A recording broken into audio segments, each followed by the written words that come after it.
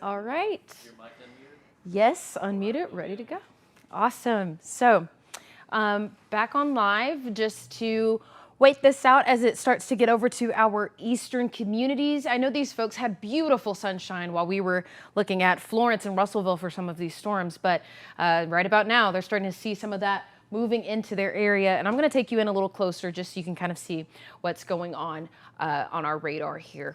So, like I mentioned, we are still seeing the last bit of these strong thunderstorms moving through. I'll zoom in a little closer for you.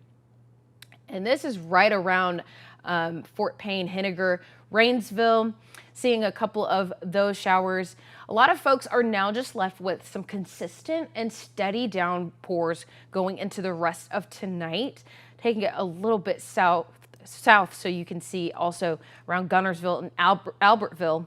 That's where we're starting to see some of those clusters of storms moving in and start to make their way finally past the valley over into Georgia. So still have a little ways to go for Fort Payne. I'm going to take us all the way over here so we can kind of track that timing out for you folks. Let's see if I could drag this here, and then still looks like it's moving roughly close to about 20 or so miles per hour, but we're looking at Cedar Bluff, seeing this right around 7:30, but Valley Head 6:42. That's about next 2 minutes. Mentone 6:46. Dogtown 6:49. Menlo at 7:16 p.m. So this is still pretty slow moving, but we are still anticipating a lot of folks to see these last pass through of showers and storms. Lost my remote for a moment there already. So going to come back out for you. And you're seeing some of these warnings near Aniana and really central Alabama. And if you remember earlier, we were kind of talking about this pushing south, the worst of it at least pushing south. I'll take you down further to central. And that's why I was mentioning central folks. If you know some folks traveling, I know we just recently talked about some of the basketball games still being played. I believe Bob Jones is still in the hunt. They may be my rival, but I'm super excited for those girls. I hope they pull out the win. We'll have more on that 10 o'clock tonight. But those areas are seeing a warning at the moment, severe thunderstorm warning, well into central Alabama. So if you know some folks still down there for some of these games that we're seeing, I believe Blount, Jefferson, and Tuscaloosa still in the midst of that. Birmingham is within that Jefferson County range there, as you can see.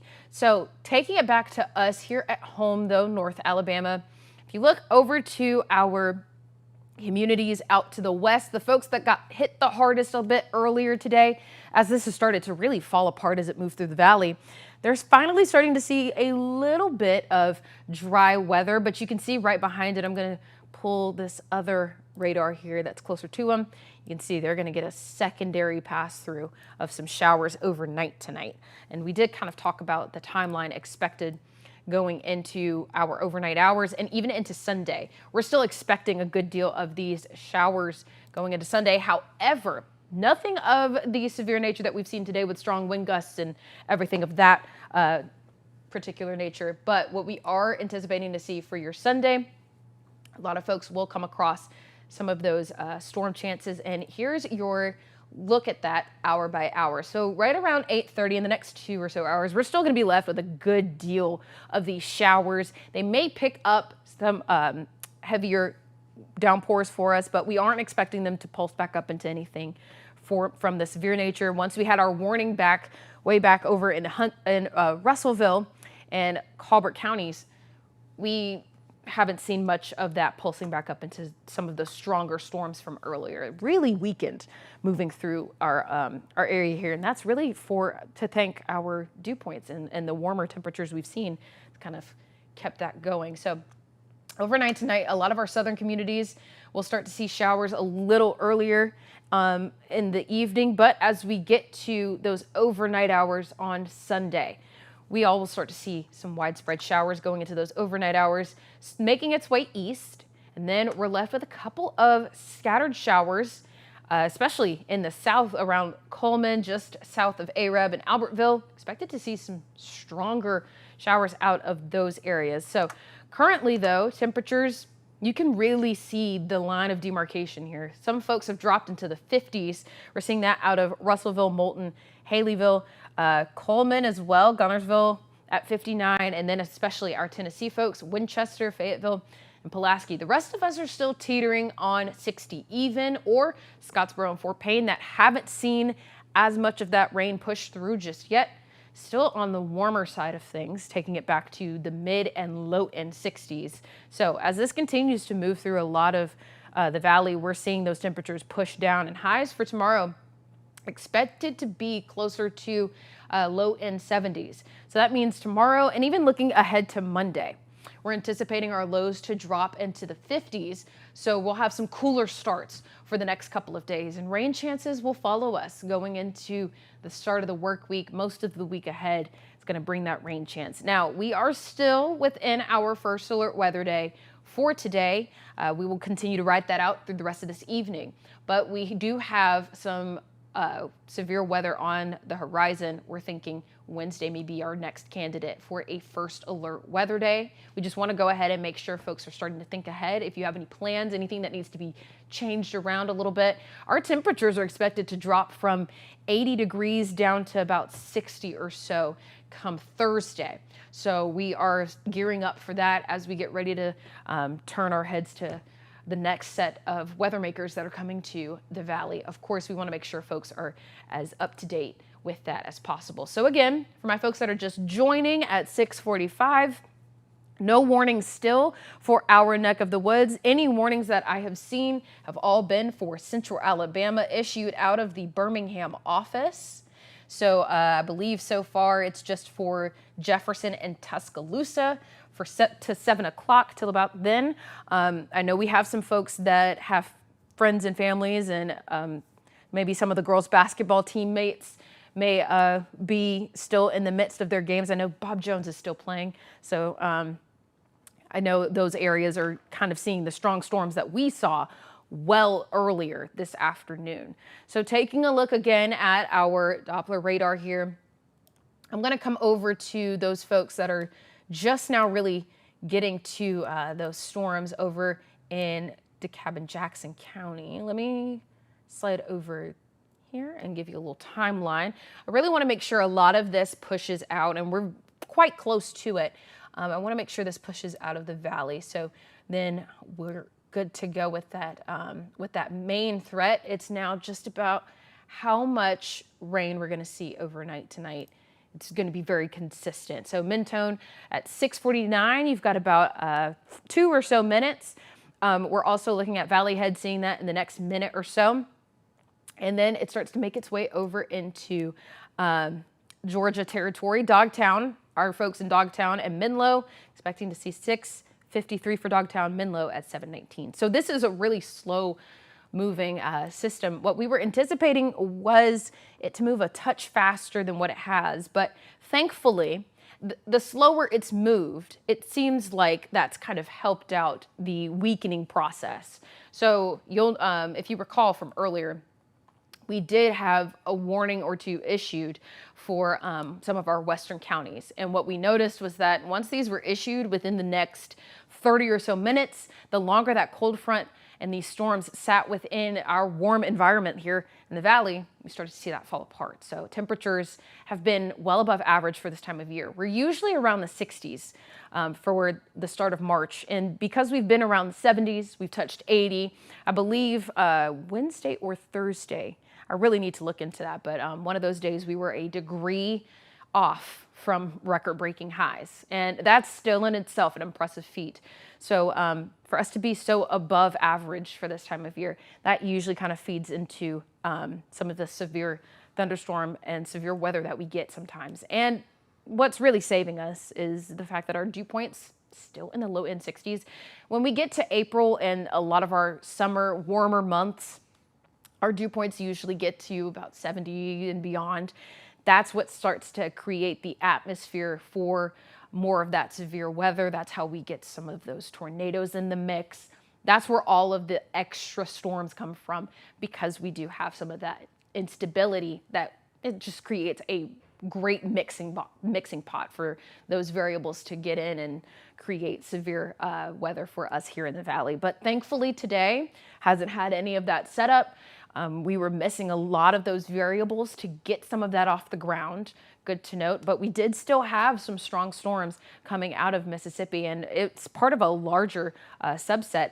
I'm going to take you out to see some of the region here dealing with that. So what we were looking at a little earlier, I believe this only shows our North Alabama radar, but this stretches down well past Tuscaloosa County.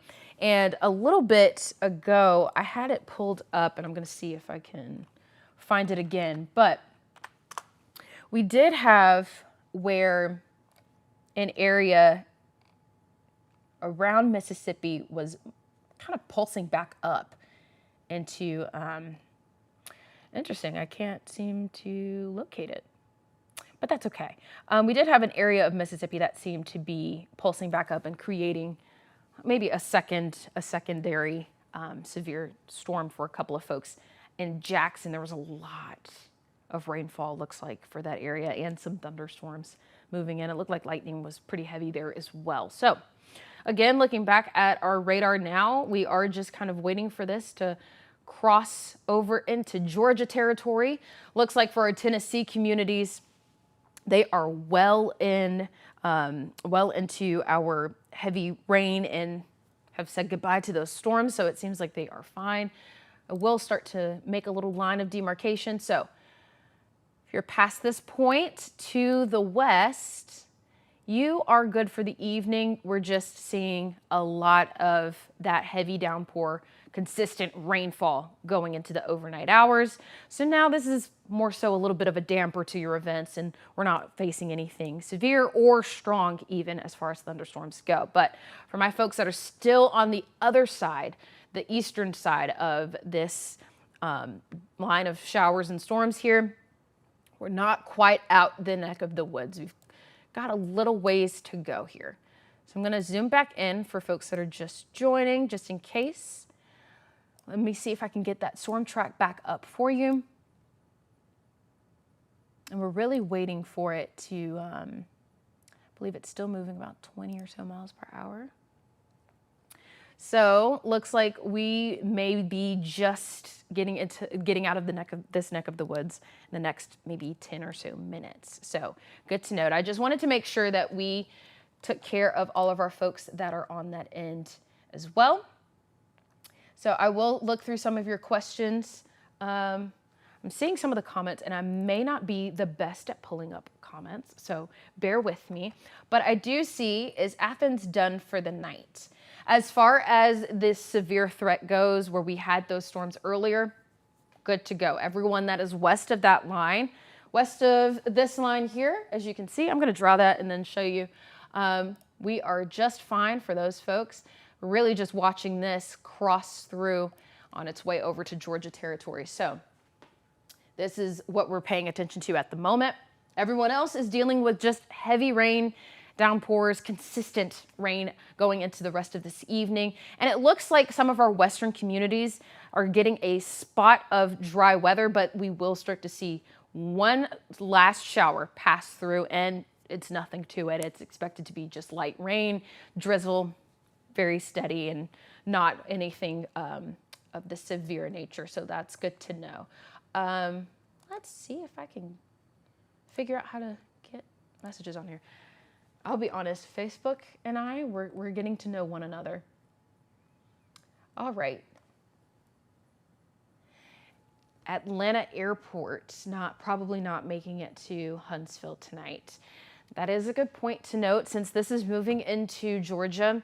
We aren't seeing it really pulse back up in the northern portion, but it may come back over to Atlanta and gain a little strength. So it may be some delays, maybe a couple of delays for you. So hoping that you make it home safely as whenever they allow you to. So let's see.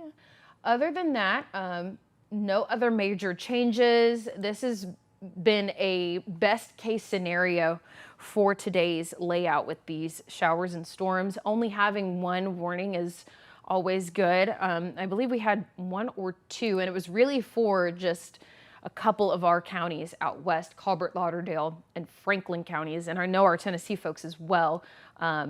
Lincoln and Giles had warnings. So for us to only have a couple of warnings throughout this afternoon and this whole stretch from about 2 o'clock to now, that's a really good thing to note. So really glad that this didn't shift left at all. We had a perfectly fine first alert weather day. That's always what we want. We don't want to root for not so great weather. But when we have first alert weather days and it turns out like this, where we're now just left with lots of rain and a couple of thunderstorms that are very, very small, as you can see here. Not too many areas seeing those thunderstorms right now. That's always a good thing to note. So once this makes it past our state line, I will close out our live. Thank you so much for tuning in and sticking with us for most of this evening. I truly appreciate it. As we look over into our western communities, I'm going to take you over to the radar now. There we go. Florence and Russellville, I know they have been waiting for some peace and quiet for a moment, but we are still seeing rain chances coming out of Mississippi. Thankfully, nothing to them other than just the rain. So we're also starting to see some of this heavier pass through of showers starting to break up a little bit, making its own little cluster up north, if my pen wants to catch up with me, but making its own cluster up north for a lot of our communities. Right around the high top area. That's actually where our radar is located. And then in the south, Double Springs, Coleman, caught in some heavy rain there as well. So we're starting to see this really fall apart, which is always a good thing to note when we are going into these first alert weather days. When is it all going to be over is what we look forward to. So once again, I'm going to zoom back in over here to Fort Payne, our counties along the Georgia state line.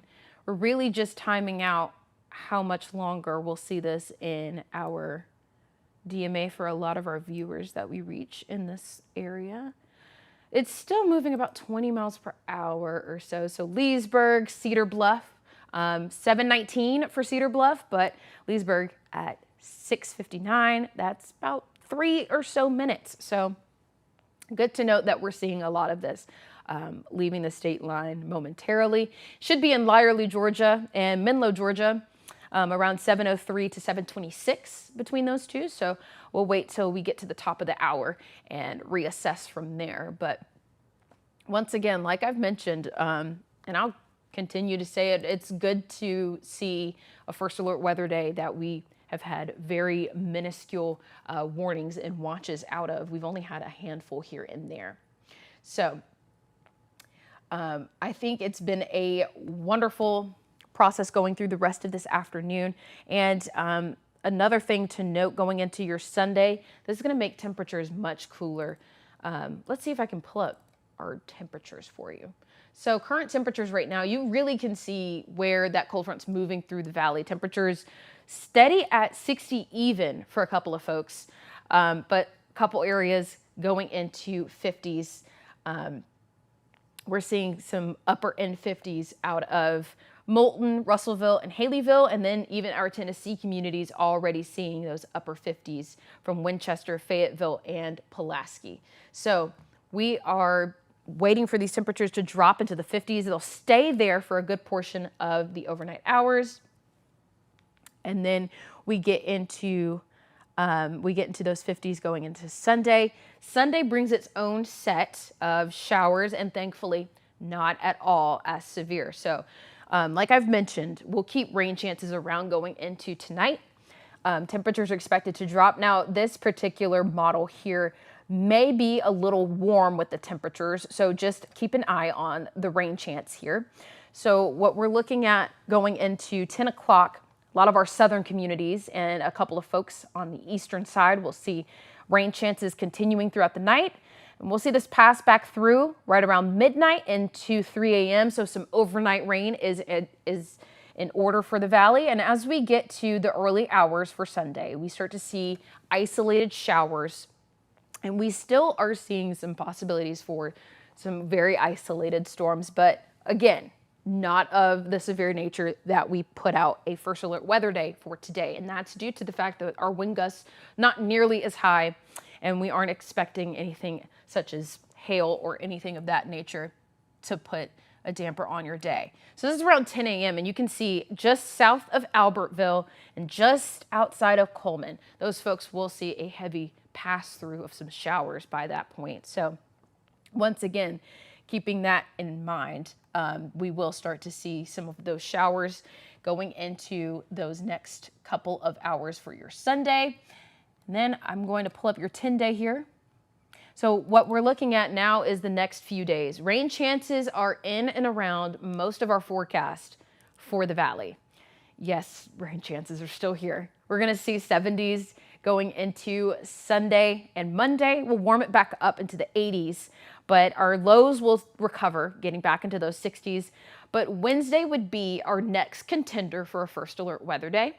We'll issue that pretty soon, but what we're looking at out of Wednesday, scattered storms possible. And you can look at the difference between Wednesday and Thursday. Temperature highs being 82 by Wednesday, temperature highs by Thursday being 60.